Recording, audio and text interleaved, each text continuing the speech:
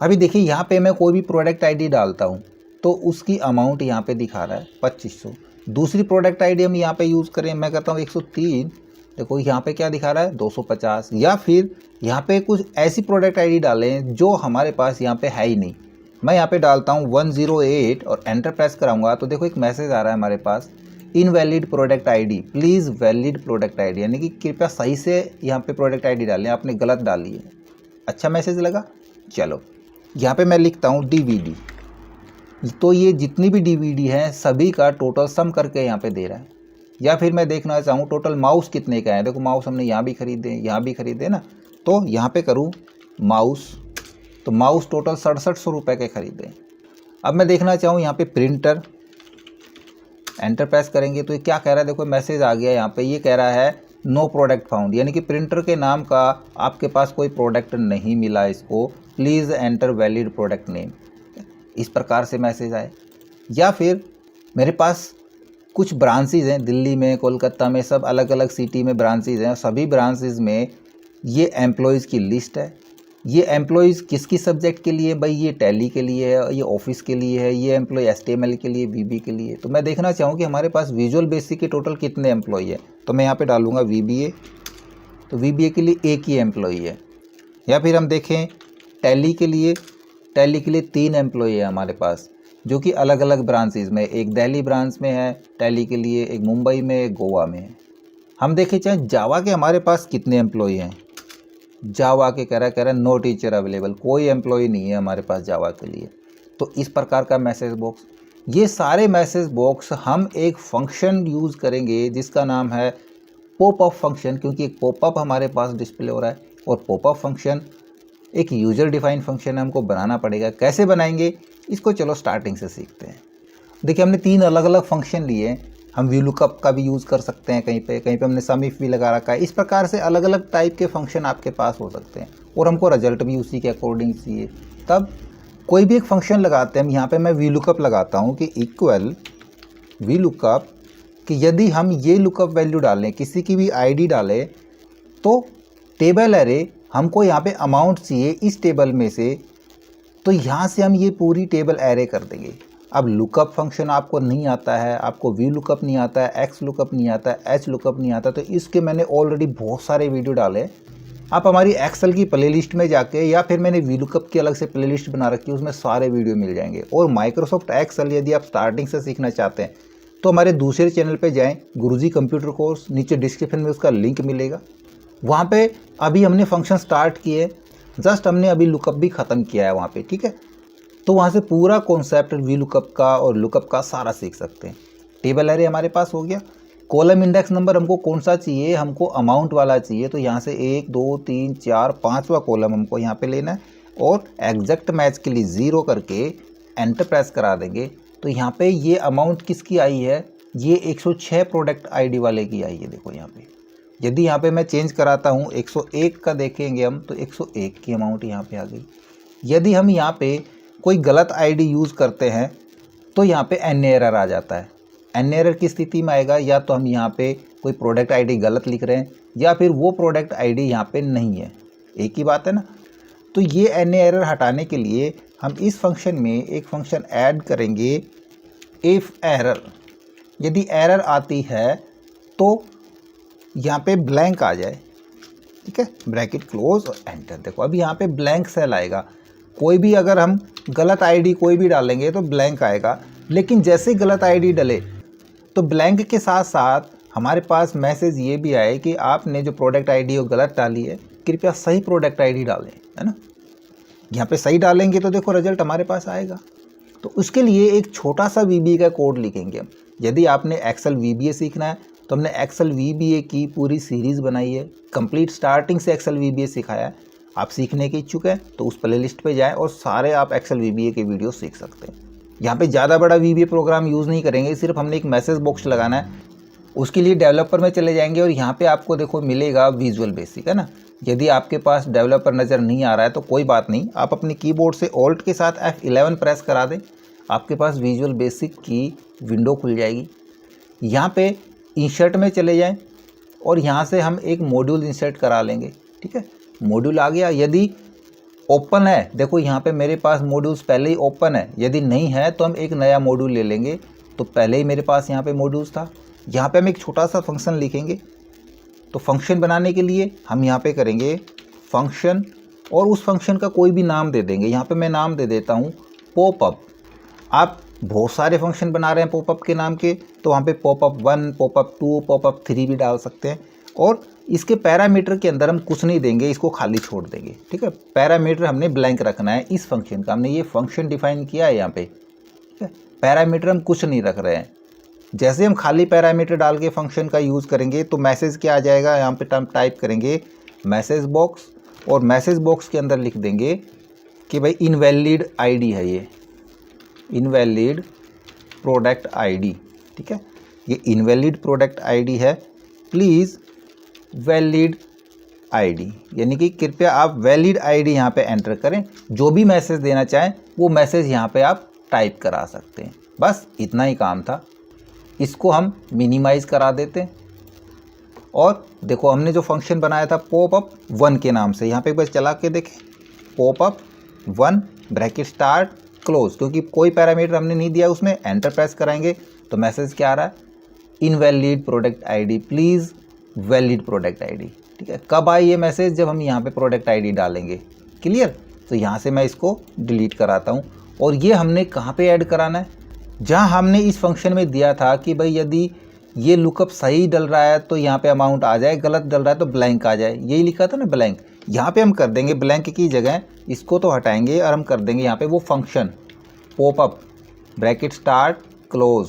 हो गया काम, एंटर प्रेस करा देते हैं। देखो सही चलेगा, जो भी हम आईडी यहाँ पे डालेंगे सही चलेगा। और जैसे हम कोई भी गलत आईडी डालते हैं तो ये तो नेम एरर आ गई।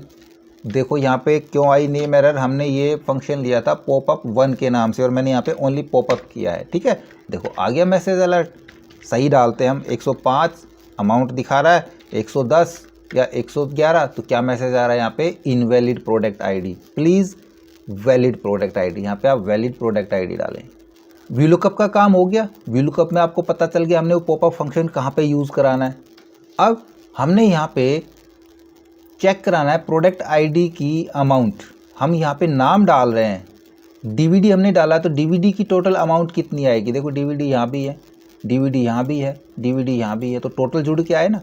तब हम फंक्शन यूज़ करते हैं सम इफ़ का। ठीक है, यहाँ पे मैं आपको फंक्शन नहीं सिखा रहा हूँ, फंक्शन हम ऑलरेडी सिखा चुके हैं। आप हमारी पूरी फंक्शन की सीरीज़ यदि यही चैनल पे देखना चाह रहे हैं तो आपको प्लेलिस्ट मिलेगी माइक्रोसॉफ्ट एक्सेल फॉर बिगिनर्स, उसके अंदर मैंने सारे फॉर्मूले कवर किए हैं, ऑल A to Z। और यदि फंक्शन स्टार्टिंग से सीखने के इच्छुक हैं तो हमने अपने दूसरे चैनल पे फ़िलहाल फंक्शन की सीरीज़ शुरू की हुई है, आप वहाँ पे जाके आगे के फंक्शन सीख सकते हैं। उस चैनल का लिंक भी आपको नीचे डिस्क्रिप्शन में मिल जाएगा, गुरुजी कंप्यूटर कोर्स के नाम से चैनल है। सम इफ़ के लिए सबसे पहले पूछता है रेंज, तो ये प्रोडक्ट है तो ये हमको यहाँ पे मिलेगा, ये रेंज हम देंगे। कह रहा है क्राइटेरिया, इसमें से किसको ढूंढे, इसको ढूंढे, ये हमारा क्राइटेरिया हो जाएगा। और सम किसका कराना है, हमने अमाउंट ले रहे हैं तो अमाउंट का सम कराना है हमने। बस ये होगा हमारा सम इफ़ का फंक्शन। डीवीडी देखो टोटल इसने काउंट करके दे दी। यदि हम देखें यहाँ पे माउस, तो ये माउस का टोटल आ रहा है 3000 के ये रहे और 3750 के ये रहे, 6750 हो गए। अब यहाँ पे कोई मैं ऐसा प्रोडक्ट डालूँ, मैं यहाँ पे लिखूँ प्रिंटर, देन 0 दिखा रहा है, लेकिन यहाँ पे 0, यहाँ पे कोई प्रिंटर है ही नहीं।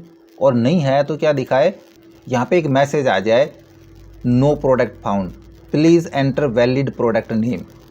तब फिर से हम अपना एक्सेल VB ओपन करेंगे और यहाँ पे सेम फंक्शन हमने लिखना है, कॉपी करा के पेस्ट करा देंगे। इसको करा देता हूँ मैं पॉपअप 2 के नाम से। और मैसेज में क्या मैसेज देना चाहेंगे, हम मैसेज देना चाहेंगे no product found, please valid product name. ये मैसेज हमारा हो गया। वापस से इसको मिनिमाइज़ कराते हैं और यहाँ पे अब हमने वैलिड प्रोडक्ट नेम डालना है, तो यहाँ पे फंक्शन को कहाँ पे ऐड कराएंगे, उस पॉपअप फंक्शन को हमने यहाँ पे ऐड नहीं कराना है।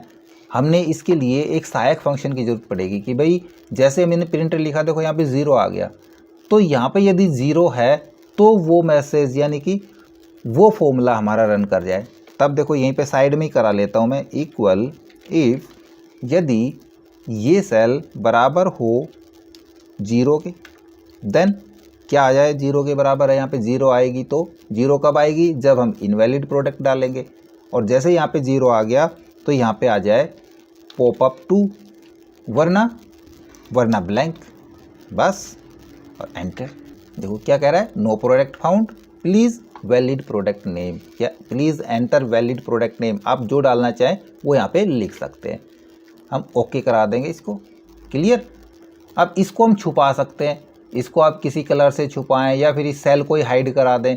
मैं यहाँ पे इसका कलर डाल देता हूँ कि ये वाइट कलर से हमारा 0 आ जाएगा। अब देखो यहाँ मैं डालूँ DVD, सही चल रहा है, या फिर यहाँ पे मैं डालूँ केबल, एंटर प्रेस करेंगे तो मैसेज क्या आ रहा है, नो प्रोडक्ट फाउंड, यानी कि केबल के नाम का कोई प्रोडक्ट नहीं मिला है, प्लीज़ वैलिड प्रोडक्ट नेम यहाँ पे डालें। ओके, एक और एग्जांपल समझ लेते हैं, इसको आप बोनस भी समझ सकते हैं।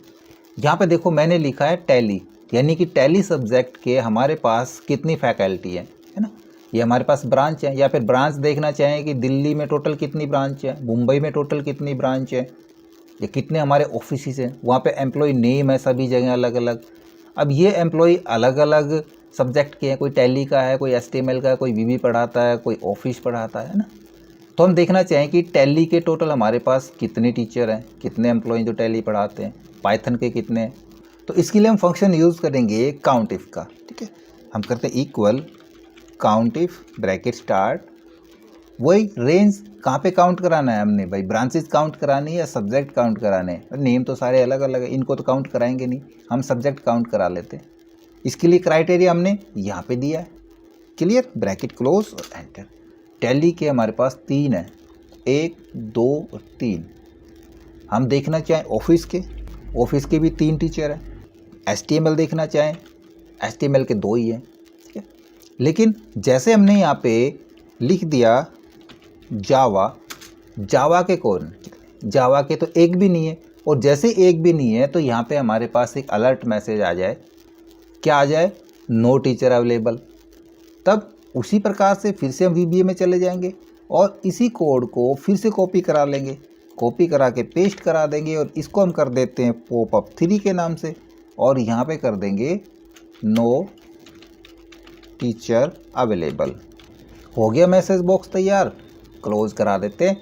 अब यहाँ पे हम उसी प्रकार से एक और सहायक फंक्शन के यूज़ लेंगे। हम करेंगे इफ़ यदि ये सेल बराबर हो 0, देन क्या आ जाए, अगर 0 है तो पॉपअप 3, उसमें 3 डाला था ना, याद है, हमने पता नहीं डाला था कि नहीं डाला था, फिर से देखता हूँ मैं, अभी पता चल जाएगा, वरना ब्लैंक, ब्रैकेट क्लोज और एंटर। नहीं डाला था, है ना, यस, एक्सेप्ट करा लेते हैं इसको, ओके करा देंगे। ये बाकी के सारे फंक्शन दिखाएगा, यहाँ पे पॉपअप 3 फंक्शन नहीं मिला है तो हम फिर से करते हैं Alt F11 और यहाँ पे देखो हमने पॉपअप 3 तो डाला तो है, फिर क्यों एरर दिखाई यहाँ पे एरर पॉपअप 3, ओहो ये 3 लग गए हमारे पास, है ना। यहाँ इसको हटा देंगे और एंटर प्रेस कर लेंगे, ओके। अब देखो इधर मैं कोई दूसरा सब्जेक्ट डालता हूँ, मैं यहाँ पे करता हूँ VBA, है एक टीचर VBA के लिए, सी के लिए नहीं है, नो टीचर अवेलेबल, है ना। तो इस प्रकार से आप यूजर डिफाइन फंक्शन का यूज़ करके एक मैसेज बॉक्स फंक्शन तैयार कर सकते हैं, पॉपअप फंक्शन। पॉपअप वैसे एक्सेल में अवेलेबल नहीं है, ये फंक्शन हमको बनाने पड़ते हैं एक्सेल VBA में। और एक्सेल VBA सीखने के लिए आप हमारी माइक्रोसॉफ्ट एक्सेल VBA की प्लेलिस्ट में जाके पूरी सीरीज़ सीख सकते हैं, यदि आप सीखने के इच्छुक हैं तो। और इस फाइल को जब सेव करें, जहाँ भी आपने यदि VBA कोडिंग करी है या फिर आपने कोई मैक्रो यूज़ किया है, तो इस फाइल को नॉर्मल Ctrl+S ना करें। उसके लिए हम इसको सेव एज कराएंगे, किस फॉर्मेट में, इसको हम मैक्रो इनेबल वर्कबुक के अंदर सेव कराएंगे, एक्सेल मैक्रो इनेबल वर्कबुक, ठीक है, इसमें सेव करा देंगे। और जब भी इस फाइल को आप ओपन कराएंगे ये मैक्रो आपका रन करेगा, राइट।